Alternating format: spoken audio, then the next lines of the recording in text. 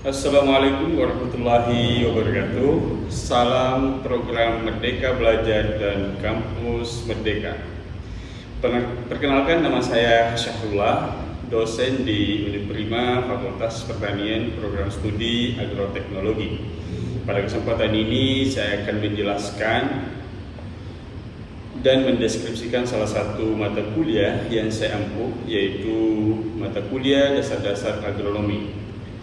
Mata kuliah ini didapatkan dan saya ajarkan di semester 2 dengan jumlah SKS 3. Dengan semangat dan motivasi program Merdeka Belajar Kampus Merdeka, salah satu hal yang patut dilakukan agar program ini sukses dilaksanakan adalah rekognisi baik capaian pembelajaran lulusan maupun capaian pembelajaran yang dibebankan pada mata kuliah di prodi.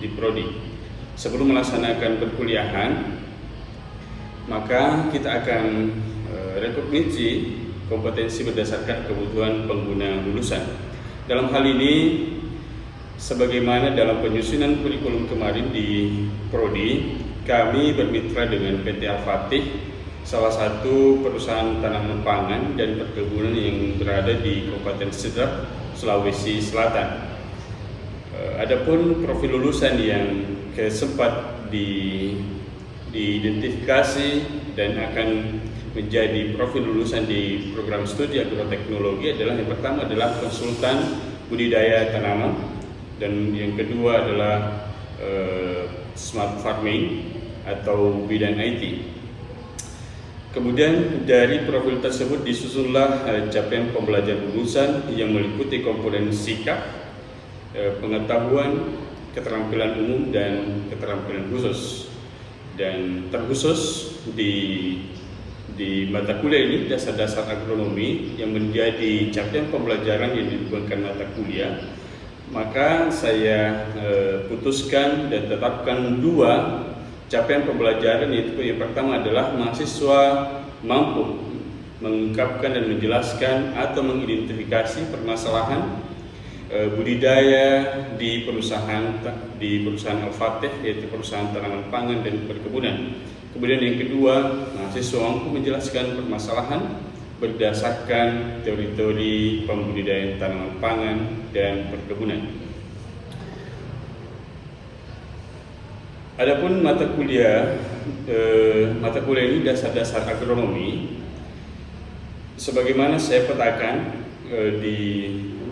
berdasarkan capaian pembelajaran, yaitu mata kuliah ini berkontribusi pada komponen pengetahuan dan keterampilan umum. Jadi dia berkontribusi terhadap dua komponen yang menjadi kategori KKMI, yaitu komponen pengetahuan dan komponen keterampilan.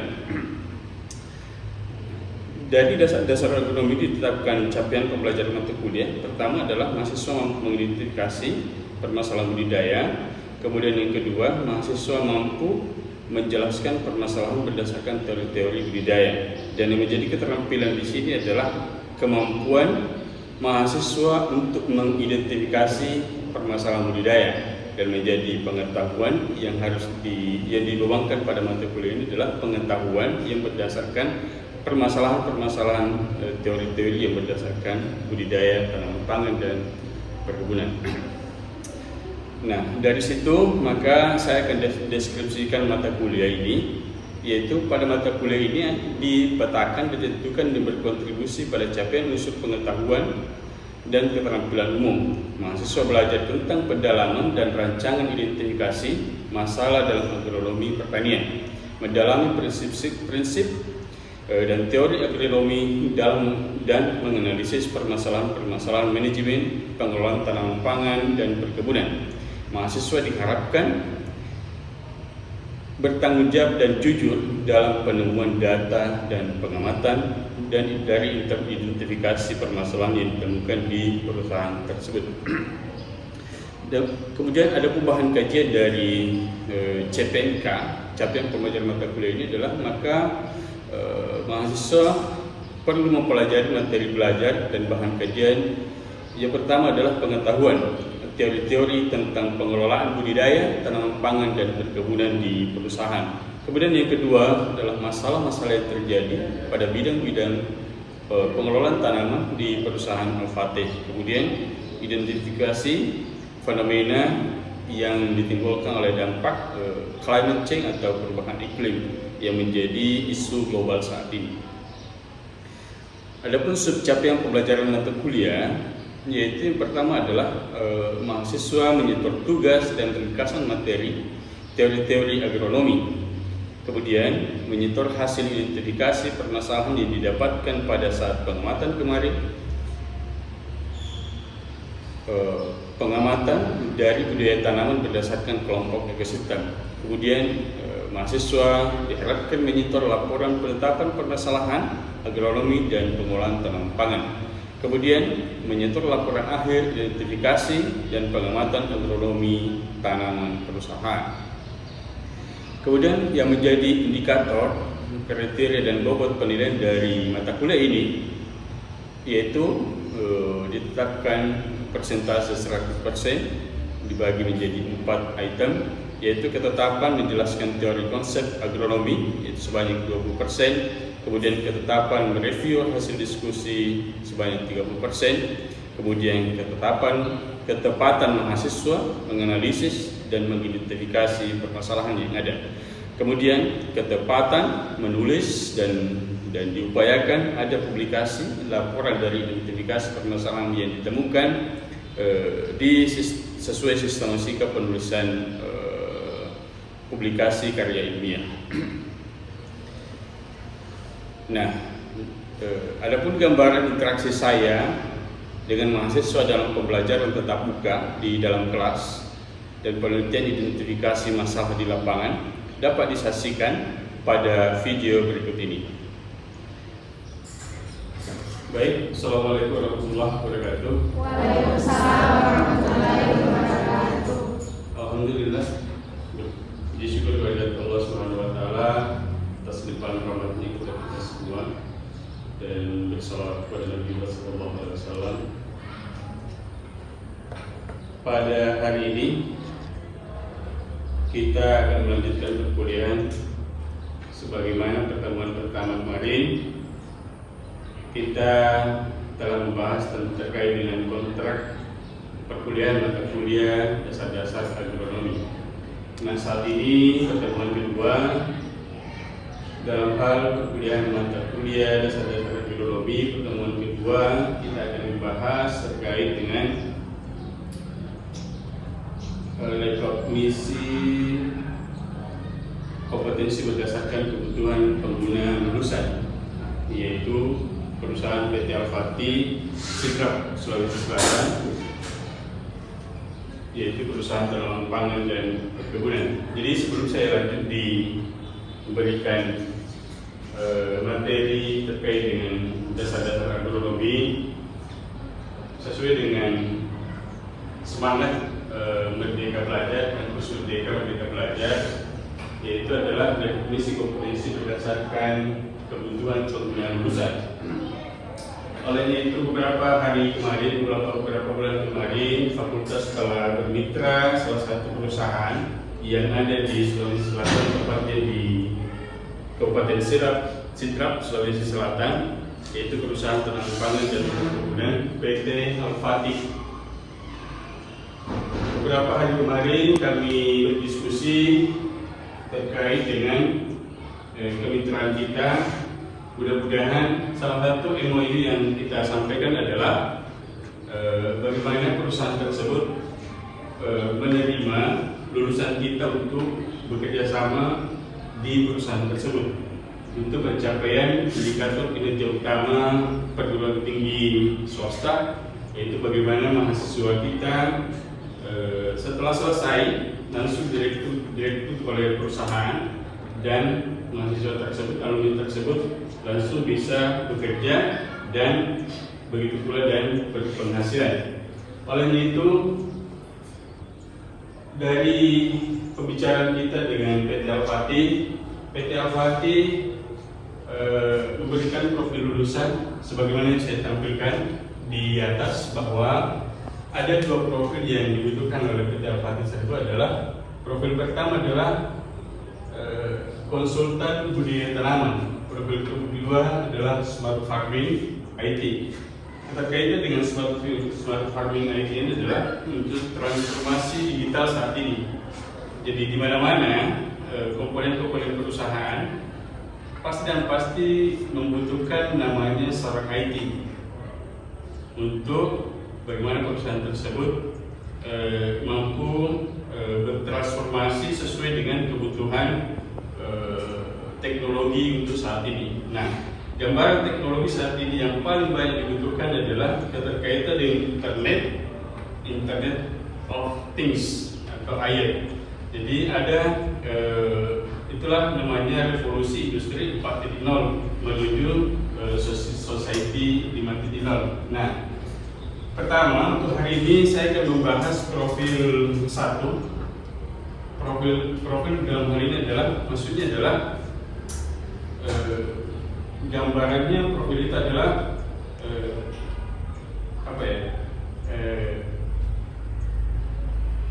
seperti apa sebetulnya mahasiswa itu lulusan nantinya yang dibutuhkan oleh perusahaan, profesi apa atau seperti apa lulusannya, ya seperti apa lulusannya nanti mahasiswa yang dibutuhkan oleh perusahaan itu. Nah, seperti yang saya bicarakan dengan PT Al-Fatih, salah satunya adalah konsultan budidaya tanaman, ya konsultan budidaya tanaman. Olehnya itu saya menurunkan dari capaian pembelajaran yang di fakultas adalah ada 4, yaitu sikap, pengetahuan, keterampilan umum dan keterampilan khusus. Kemudian diturunkan di CPNK capaian pembelajaran mata kuliah dasar ekonomi, yaitu bagaimana mahasiswa mampu mengungkapkan dan menjelaskan permasalahan budidaya perusahaan. Kemudian yang kedua, mahasiswa mampu menjelaskan permasalahan berdasarkan teori-teori budaya. Karena mata kuliah adalah dasar-dasar yang diajarkan di semester 2, maka kita perkuat dulu teorinya.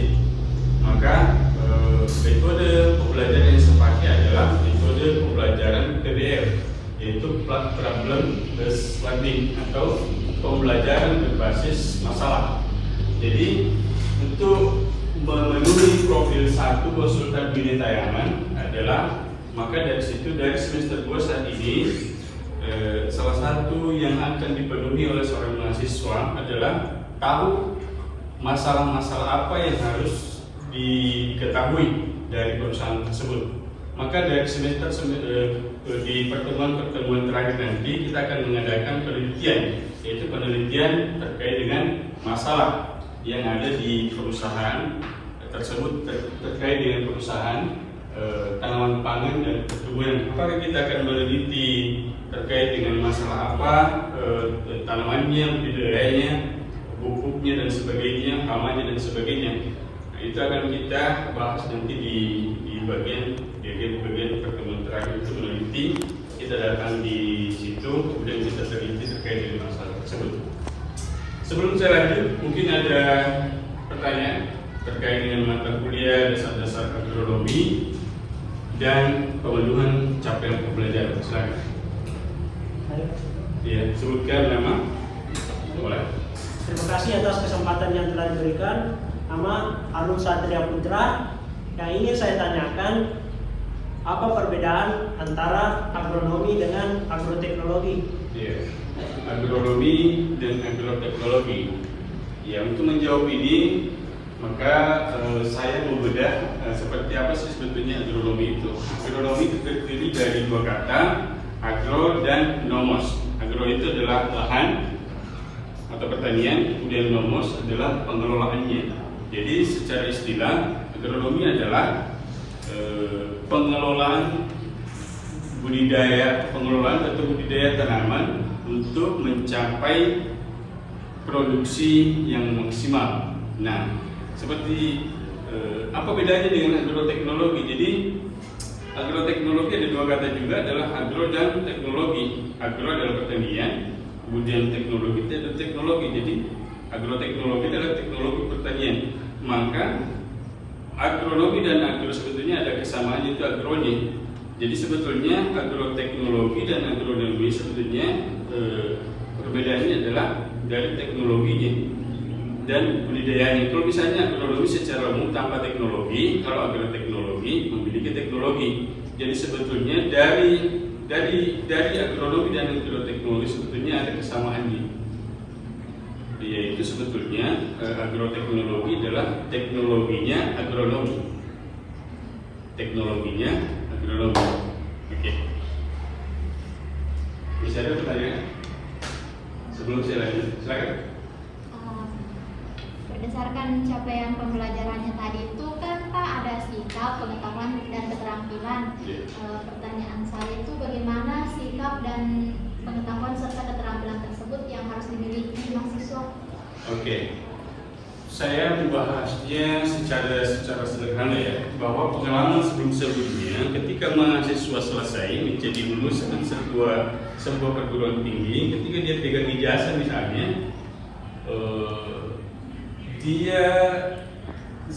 dia pegang ijazah kemudian mencari perusahaan yang mau menerima dia. Itu dulu. Nah, sekarang karena Kemendikbudristek mengamanahkan kepada semua perguruan tinggi baik perguruan tinggi negeri dan perguruan tinggi swasta, supaya bagaimana semangat program MBKM ini diimplementasikan kepada seluruh perguruan tinggi yang ada di Indonesia. Maka dari itu salah satu dari implementasi dari program MBKM adalah rekognisi kompetensi berdasarkan mata kuliah berdasarkan kebutuhan perguruan lulusan. Jadi nanti ini adalah bagaimana semua fakultas, semua perguruan tinggi, semua prodi sebelumnya meluluskan mahasiswa, sebelumnya dia harus dan wajib bermitra dengan perusahaan. Dari perusahaan itulah dia langsung menerima pegawai atau karyawan dari lulusan tersebut. Maka dari itu sebelum kita membuat kurikulum, kita seharusnya bermitra dulu dengan perusahaan untuk mencapai keinginan profil yang diinginkan oleh perusahaan. Maka dari itu diturunkanlah profil dari pembicaraan atau hasil MOU atau hasil kesepakatan dari perusahaan dan fakultas atau prodi. Maka dari penggunaan tersebut, MOU tersebut didapatkan dua profil yang harus dipenuhi, yaitu konsultan budidaya tanaman dan farming IT. CPL-nya adalah capaian pembelajaran lulusan, yaitu sikap, pengetahuan dan keterampilan umum. Nah, saya masuk di pertanyaan, sikap apa yang seharusnya kita penuhi seorang mahasiswa untuk bisa langsung bekerja diterima di PT Al-Fatih. Nah, sebagaimana pembicaraan kemarin, sikap yang harus dipenuhi itu sebetulnya masuk di kategori KKNI, sudah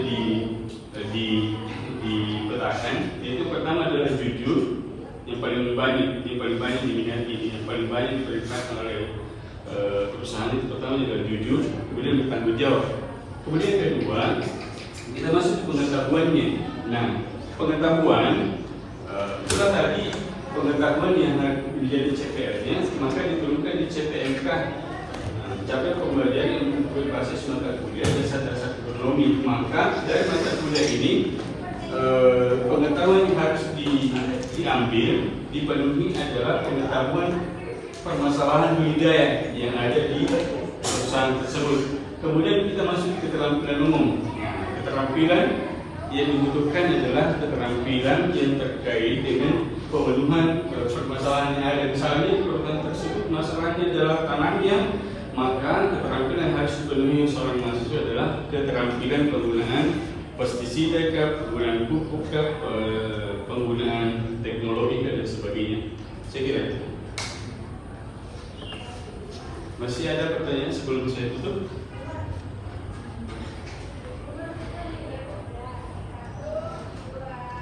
Ya. Kalau Kalau tidak ada pertanyaan, saya lanjutkan ya. Jadi seperti ini. Jadi agronomi sebetulnya itu luas. Ya, sebagaimana saya tampilkan bahwa agronomi itu adalah secara umum. Kalau agroteknologi sebetulnya itu adalah turunan dari agronomi. Agroteknologi membahas teknologinya pertanian. Jadi anak-anak semua yang masuk di prodi agroteknologi berarti seharusnya kalian harus menguasai teknologi budidaya pertanian. Nah, seperti apa teknologi yang harus dipenuhi seorang mahasiswa prodi agroteknologi adalah semua ini. Kelihatan. Dia harus menciptakan teknologi ilmu gulma, teknologi ilmu usaha tani, teknologi fisiologi tanaman, genetika, kemudian tanaman, teknologi benih, ekologi, dan lain sebagainya. Gitu. Nah, bagaimana kita masuk di konsep agronomi? Oke. Karena waktu agak terakhir, kita habiskan slide ini. Mempelajari pengolahan tanaman lingkungan tempat tumbuhnya bertujuan mendapatkan hasil maksimum. Agronomi merupakan bahan utama di bidang pertanian dan di dalamnya ada unsur faktor internal dan eksternal. Insyaallah minggu depan pertemuan selanjutnya kita akan memasuki pembelajaran berbasis jurnal.